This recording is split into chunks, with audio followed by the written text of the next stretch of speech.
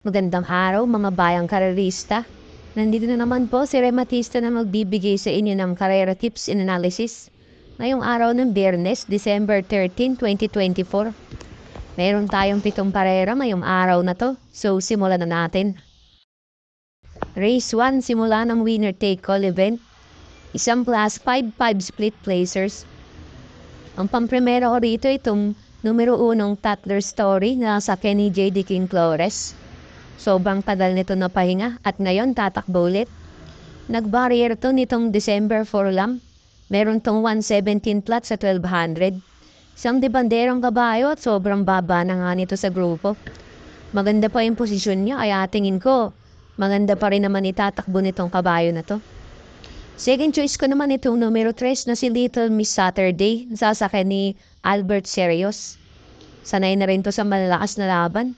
Last win ito meron tong 115.6 sa 1200 noong August 2 pa. Sobrang dehado nga siyang nanalo dun.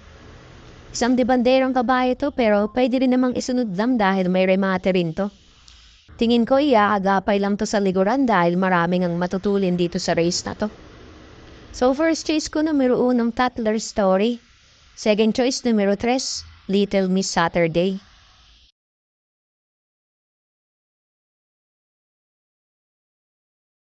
Race 2 simula ng Pick 6 event. Isang class 5, 6 to 10 split.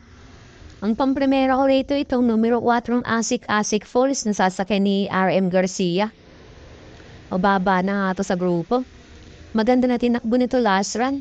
Meron tong 115.6 sa 1200 nitong December 4 lang. Isang diremating kabayo at gamay din to ng regular jockey niyang si RM Garcia. Makapesto lang ng maayos, tingin ko.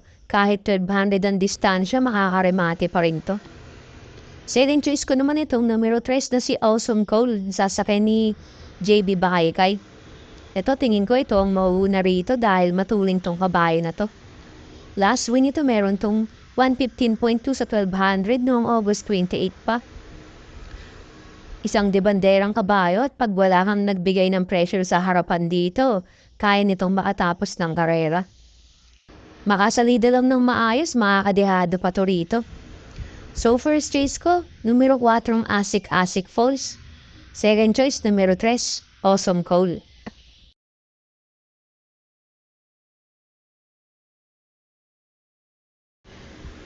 Dito naman tayo sa race 3.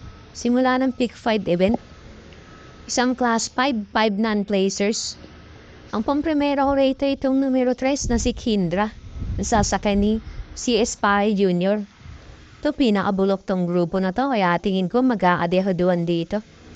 Itong si Kindra isang debanderang kabayo to at gustong gusto na nitong manalo, nakaraan pa. May pwesto lang to ng maayos at huwag matatabunan sa daragaan, tingin ko makakadehado pa to rito. Second choice ko naman itong numero 4 Muraha Bago, nasasakyan ni RC Baldonido. Matanda na rin talaga si kabayo kaya kumukunat na to. Mga huling takbo nito medyo hindi magaganda dahil nahihirapan sumalida si kabayo. Pero dito pag nakasalida to ng maayos at may pwesto agad ng mas maaga, tingin ko may panalo na ulit to rito dahil mababa na to sa grupo. So first choice ko numero 3, Kindra. Second choice numero 4, Raha Bago.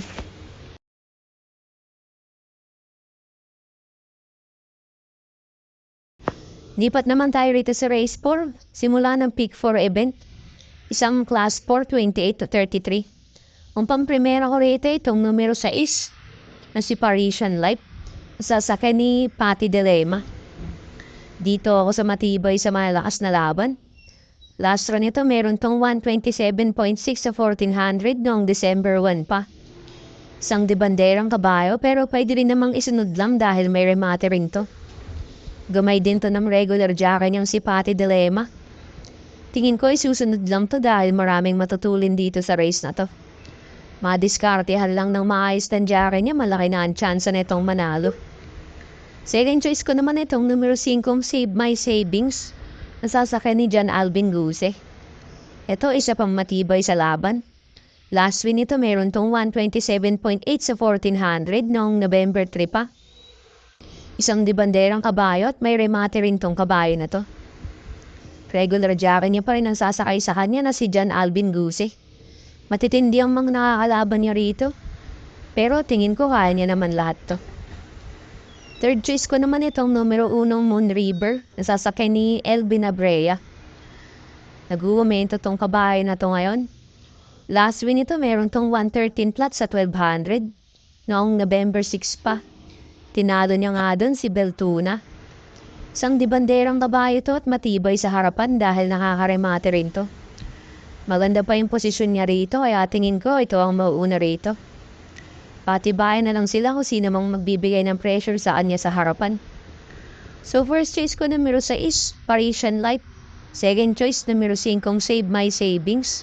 At third choice numero 1, Moon River.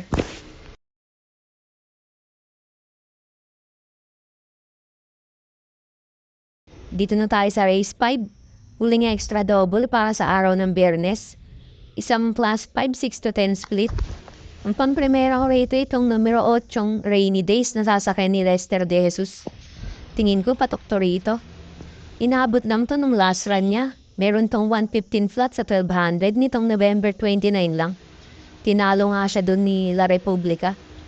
Isang dibanderang kabayo at pwede rin namang isunod lang dahil may remate rin to. Maganda yung posisyon niya ngayon kaya tingin ko maipopwesto agad to ng maayos ng hinete niya.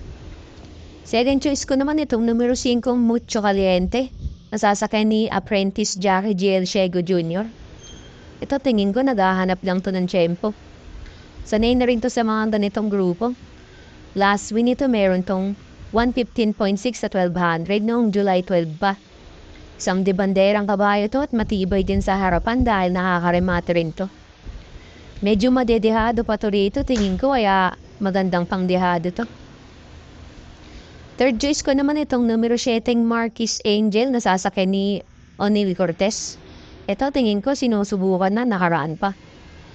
Last run nito meron tong 115.6 sa 1200 nitong December 4 lang.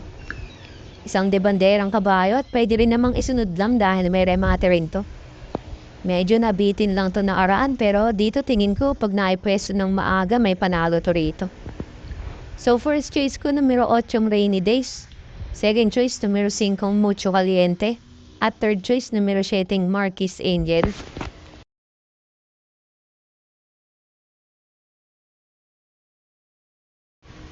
Dipat naman tayo dito sa race 6.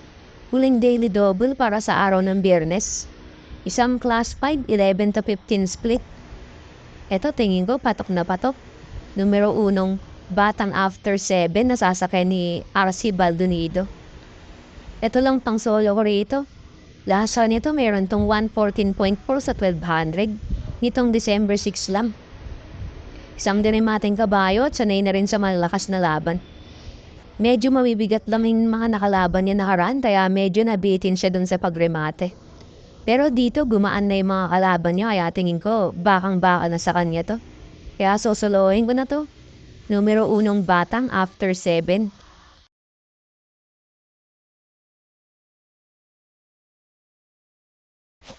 Dito na tayo sa race 7. Huling race para sa araw ng Biyernes at parating na ng winner take all. Isang class 4, 16 to 21 split. Ang pampremera ko rito itong numero 5, Queen Gabi, nasasakay ni Michael De Jesus. Lamang sa grupo to rito. Last run ito meron tong 128.6 sa 1400 nitong November 30 lang. Nasigunda nga to dun kay Domsat 7. Isang dirimating kabayo at sanay na rin sa malakas na laban. Wala naman akong ibang nakikitang malakas na kalaban dito bukod kay Grey Factor at Rocking Bell. Kaya tingin ko kayang pahagin na tong grupo na to. Second choice ko naman itong numero 8, Rocking Bell na sasakay ni Apprentice Jackie G.L. Shego Jr. Ang ganda nga ng tinakbo nito last run niya. Meron tong 113.2 sa 1200 nitong December 4 lang. At siya nga yung nanalo sa race na yon. Isang dibanderang kabayo to pero pwede ring isunod lang dahil malakas din to rumimate. Ang ganda ng posisyon niya ngayon kaya mapapwesto agad to at di matatabunan sa largahan. Third choice ko naman itong numero 4, Grey Factor na sasakay ni Noel C. Lunar. Ito sanay din sa malakas na laban dahil galing sa mataas na grupo. Last run ito meron tong 115.2 sa 1200 noong October 30 pa. Isang dirimating kabayo Pero pwede rin naman itong iagapay lang sa likuran. Wag lang ito matatabunan sa largahan, may panalo to rito. So first choice ko numero 5 Queen Gabi. Second choice numero 8 Rocking Bell. At third choice numero 4 Gray Factor.